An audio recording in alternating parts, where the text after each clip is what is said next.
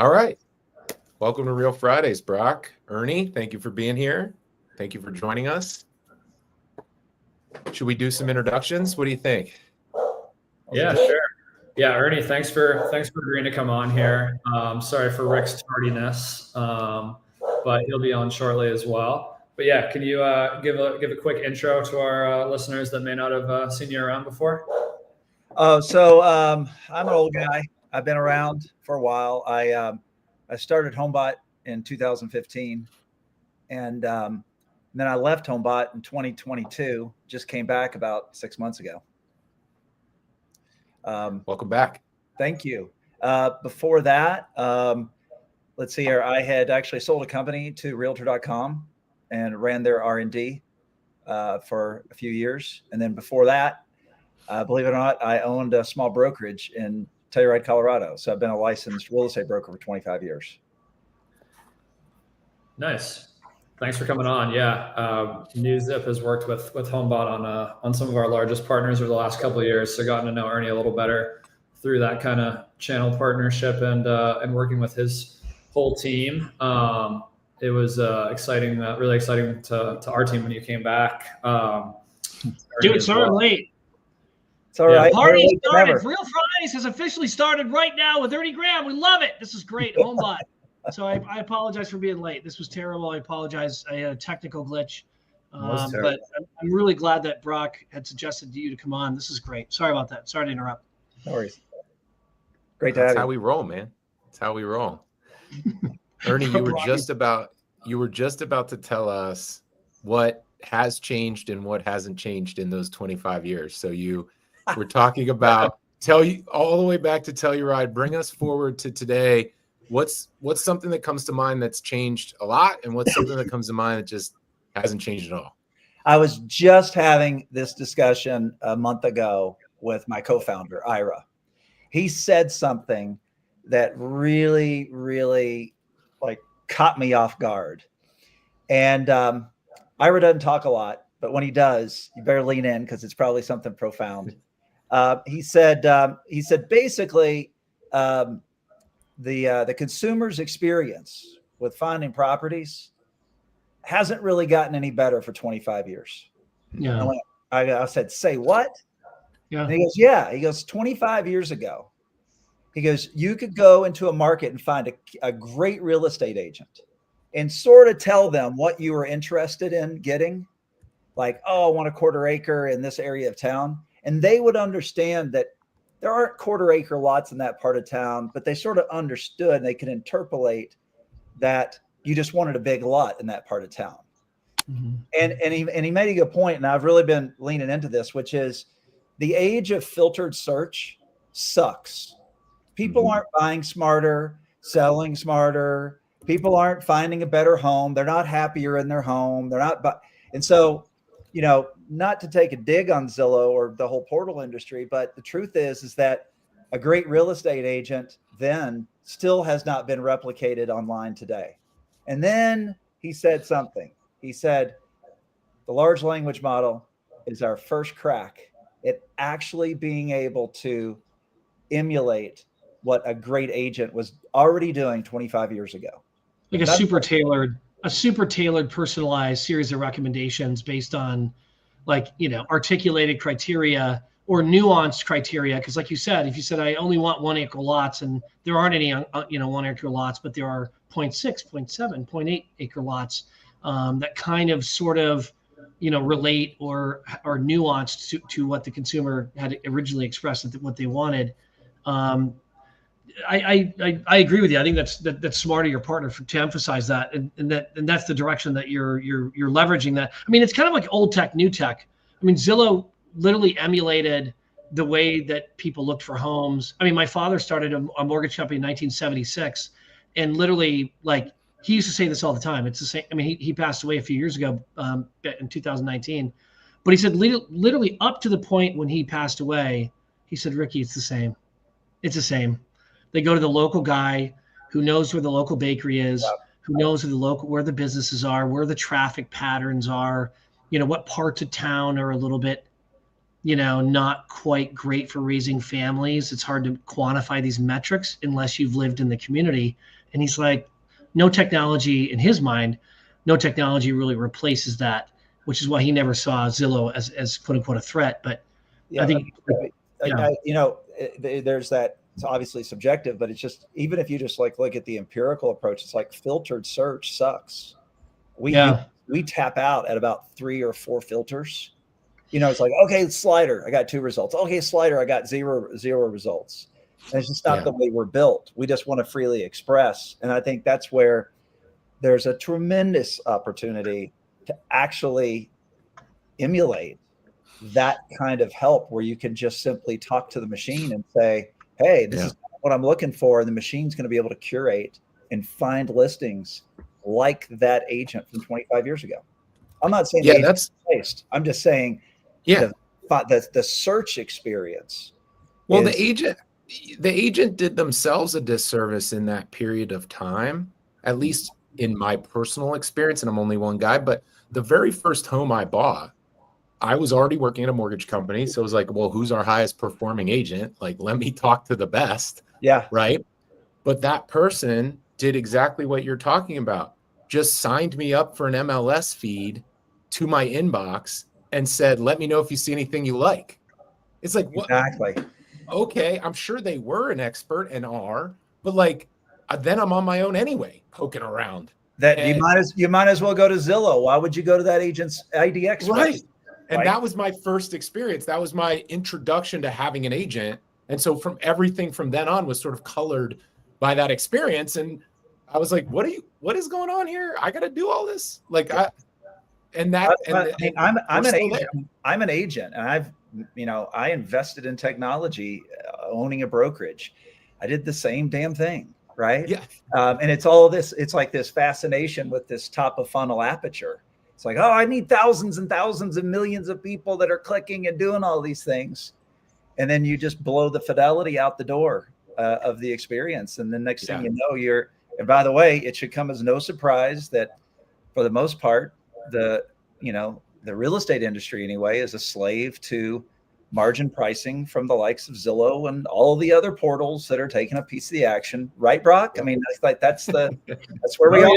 Oh yeah. We get asked, I personally get asked probably a few times a day, if we're going to disrupt the local agent model and using whatever AI, the licensed people that NewsZip hires to play the concierge role in the middle. And it's like, definitively no right now. We're not nearly ready for that. Yeah. We want to be able to do more with tech. We want to be able to make the local agent's job easier. But yeah, we take our whole business model is doing parts of the agent's job, and then for the things that you need the local agent for, matching it to the best one. And we see that as like kind of a middle ground right now that, maybe like the VC landscape thinks everyone should be, there's a lot of money in Silicon Valley a few years ago and kind of starting to be again chasing just like, low fee discount brokerages and stuff, but that's largely failed. And there'll be a new phase of it powered by AI coming up. But NewsZip's made a really conscious decision to sit right in the middle of like the portal traffic that's not very well informed, and the local agent who's extremely informed but extremely limited bandwidth, and kind of sit between the two. Not that that's the only way to approach it, but that's how we built this business. I think to Rick's point too, I think, I do believe that AI and the models and that search thing is actually going to be leveled up. I think it's going to be great. But I think that to your point, Rick, there's still a blind spot around one simple question. What's it like to live in that neighborhood? Yeah. And, when we can ask Jim and I what it's like, but you just, at this point right now, you don't really get the human feel for what is it like to live in a neighborhood? What is it like to live in this part of town? And I think that's where agents have an opportunity to still exploit their humanity, in this new model.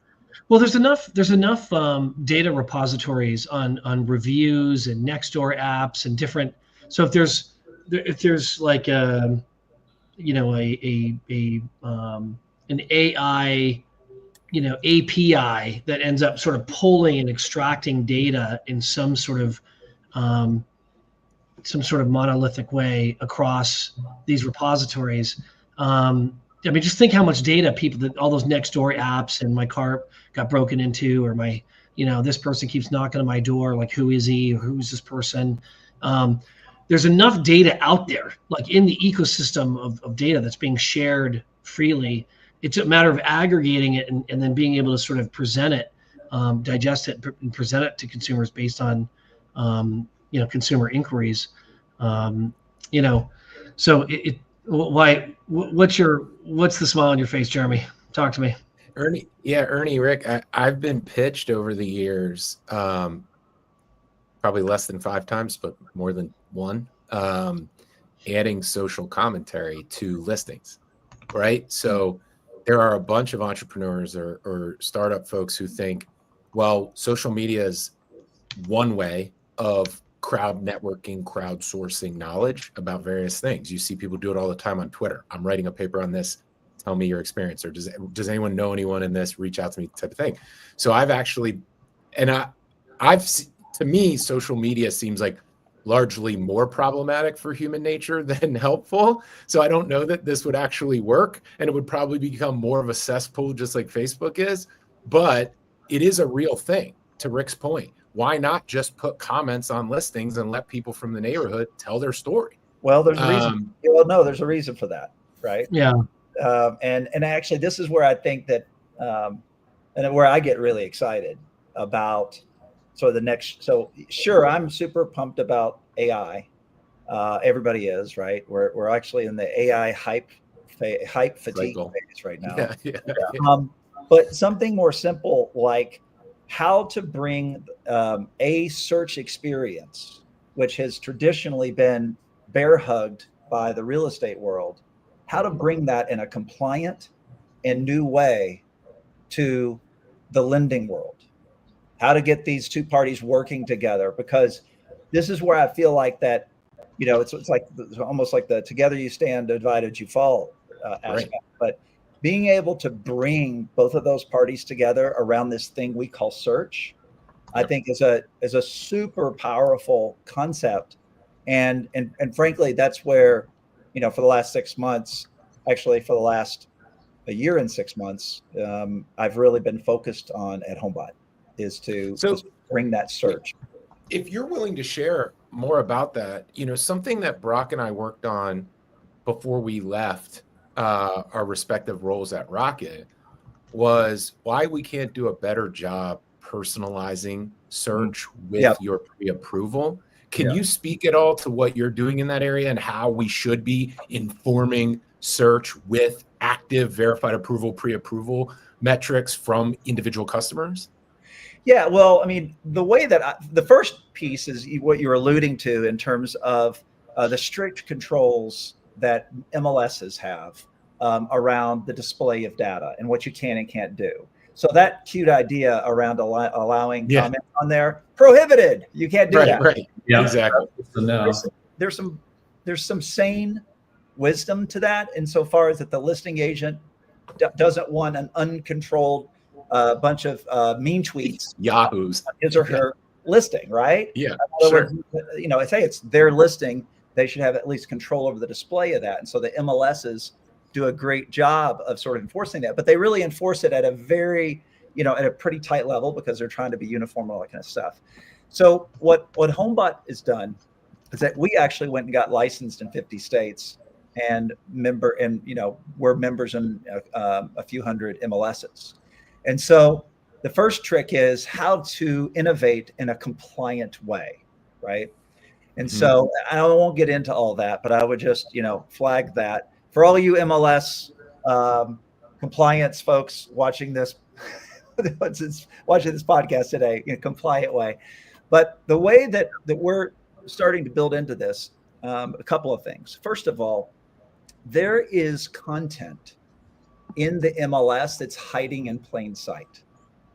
And since HomeBot has our customer focal point's always been the lending world, first, and then the real estate world second, because we understand real estate and lending work together. We've taken a look and said, okay, well, what content is in the MLS? What's hiding in plain sight? And so some examples of that would be assumables. And I know it's kind of a dirty word, but we're starting to actually see some startups in assumables. Yeah. In the U.S., about 22% of all the mortgages in the U.S. are government loans. They have an average rate of like 3 1/8, 3 1/4. That's a huge fig. But then, of course, it's complicated, and there's all this. It's complicated, right? Loan servicers don't want to help. In a seller's market, the sellers don't want to be patient enough to let the home be assumed. All of these things that make assumable sort of a dirty word. And then, of course, lenders don't get paid very much on an assumable. They kind of had to make their money on the second loan, if you will. So anyway, you got all these things that conspire to make assumables a dirty word. However, if you think about, 1 in 5 listings on the MLS is an assumable, and 3/4 of those have an interest rate that starts with the number 3, it seems like that would be good content for the consumers to at least be able to find. And so what we've done is that, we let the consumer find assumables, or actually we find them for them and curate and push that content to, let's say, first-time home buyers that couldn't get approved, or the interest rate, waiting for the interest rates to come down. And then we build into calculators, mortgage calculators, all of that math, if you will, all that brain damage around second loans and all that, and equity, just to see if it even makes sense. So, it's not very sexy, but just surfacing and creating straight line math calculators to allow consumers to find those assumables, we think is a very important thing to actually help the affordability problem, right? When as a market, as we're moving from seller's market into buyer's market, there's so many dynamics that change with that, subtle but super powerful things, and assumables is one of them, where all of a sudden assumable inventory actually opens the door to affordability for a lot of folks that couldn't otherwise afford. Another good example would be like concessions. So, the big lawsuit, right, with the NAR and the real estate industry and all that jazz. So basically, they're kind of like all the concessions have been around for a long time, right? Because seller is going to offer money for the buyer. But what's happened is that ever since the lawsuit was settled, there's been an explosion in concession language in the remarks field on MLSs, right? And it's a very touchy issue because the lawsuit said you can say this and you can't say this, and you can't offer concessions and tie it to a buyer agency, all this stuff. But the point is that now, as if that remarks field wasn't obfuscated and all capsed and gross enough, now you got all this concession language. So what we're doing with search is that we're using AI to analyze all of those remarks fields and normalize concessions, so that if you're a consumer and you're like going, man, I want to find homes where the seller has already tipped their hand and said they're willing to pay cash at closing, to give concessions. We let them find it. Oh, and wait for it. And again, we go into the calculator and we say, okay, how might people use concessions from the seller?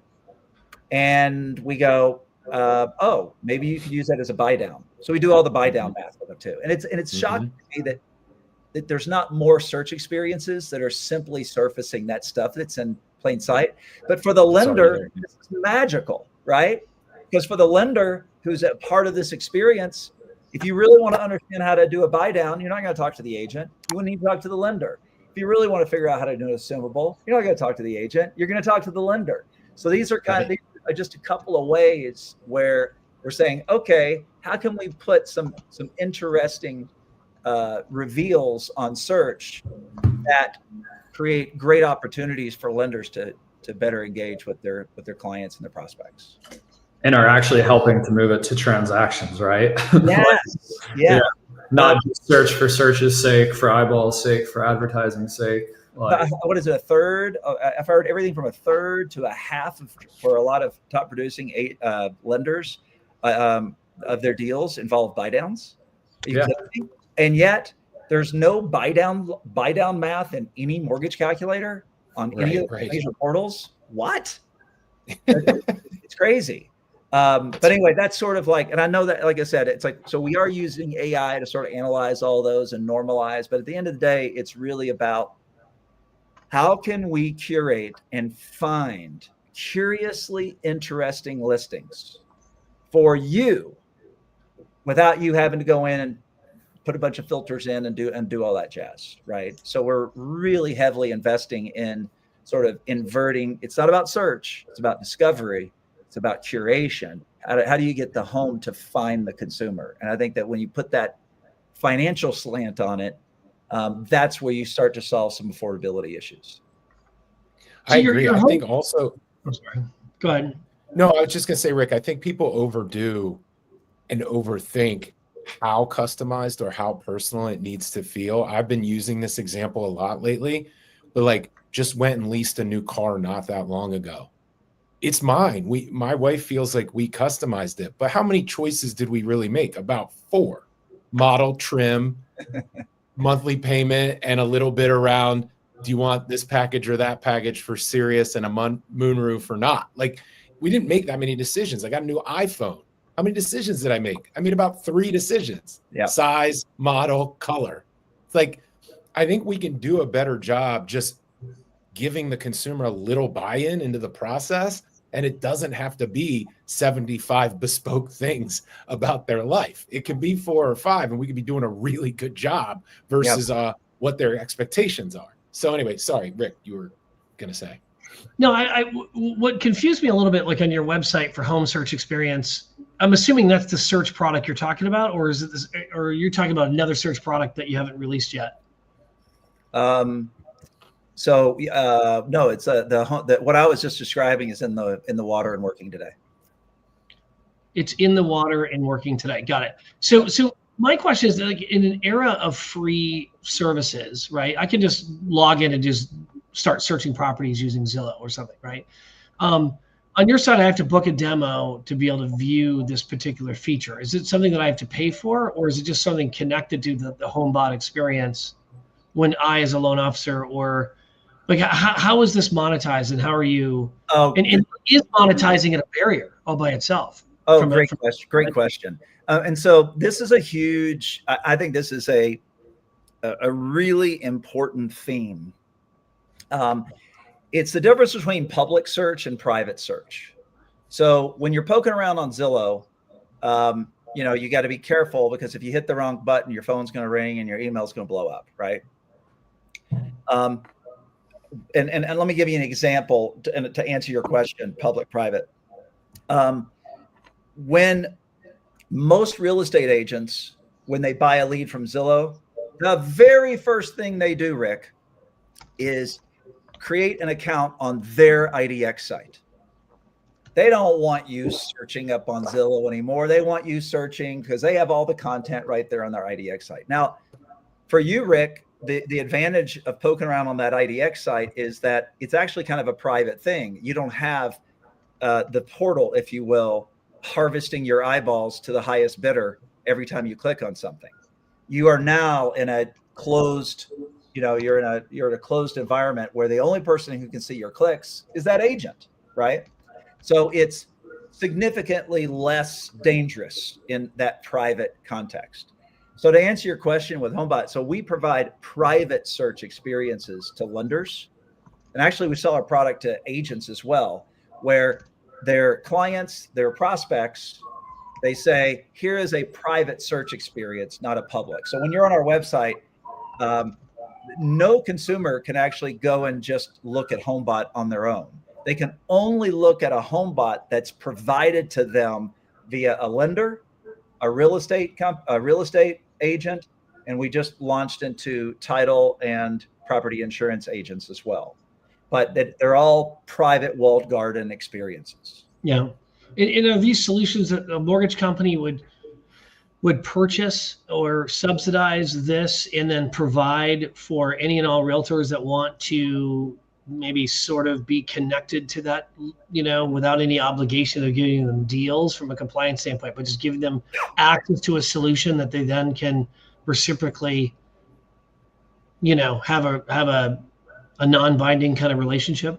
Yeah. And actually we've done some cool stuff on that front too. but the short answer is yes.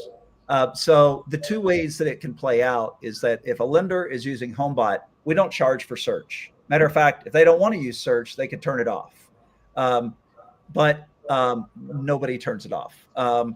And because it's such valuable content to engage clients and prospects. So to answer your question more specifically with regards to real estate agents, and I think this is an important topic, search has always been kind of a taboo thing with lenders because it's like, oh, that belongs to the real estate folks, and I don't want to piss off my real estate agent partners, right? Mm-hmm. And when you take a look at the search that a lot of lenders have used over the last 10 years, it's usually some program where it's like, hey, I'm going to partner with one agent and their search. I'm going to force feed one agent to all 1,000 of my clients, right? Which we know that's not a healthy way to treat all your clients, is to force feed one agent on all of them. So our approach to that, Rick, is actually exactly what you said. And a lender who's using HomeBot can partner with an agent, and then that agent can also give that search to other clients. But the other thing that we've done since I've come back is we've kind of imploded our old model. Our old model used to get really expensive for the lender that was trying to partner with multiple agents. Yeah. So what we've done is that in our search and our entire product now, Rick, if you're a lender and you have HomeBot, and let's say that you give HomeBot to 1,000 clients, you can literally have 1,000 different agents on 1,000 different clients with no incremental charge. Yeah. Yeah. No, that's smart. I mean, look, the key is scale, right? I mean, ultimately, there's no sense of producing a great solution that nobody uses. So the key is scale and getting it in the hands as many people that will consistently go back to the platform. And I think doing it that way, for a nominal charge, a mortgage company could provide this custom tailored search experience to all of a realtor's consumers, and to have a much more captured kind of relationship. Now the new Zip, connection really makes a lot of sense. That's where we start to fit, is what Ernie's talking about there. Is like, what's your terminology for it internally, Ernie? The infinite customization or whatever? Well, we're calling it HomeBot Network because we're not monetized. It's not a paywall for agents. Yeah. And so now, if you're a lender, it's infinitely brandable with the HomeBot Network. And so if you want to use NewZip with these, if you have 1,000 with these 200, you can use NewZip with these 200. If your buddy, James, you want to protect that relationship with these 30 people that he's given to you as referrals over the last 10 years, then you put James on there, right? And but I do want to say this though, Rick, because this is another thing that we've kind of blown up at HomeBot in a good way, is that I am so convinced that this is a massive value unlock for lenders. And when you look at the way a lot of lenders treat their databases today, HomeBot was sort of playing into this mode of, oh, just buy it for your past clients. And prospects, the prospects were the people that we couldn't approve, or they shopped us, or they ran out of time and they had to sign a lease, but they're just a prospect. We did a credit pull, whatever, but we're not going to really do much with those guys. But with search, what we decided to do, or actually with our whole product, is now we go to lenders and we say, hey, all of your prospects, they're free. Put them in there. And the one cool thing about search is that it absolutely is the one trick pony of engagement, because Zillow has trained everybody. Yeah. And it doesn't matter. So the one thing that you know about all your prospects and all your clients, that you know for certain, they're doing something every single month. You know what that is? They're looking at listings, right?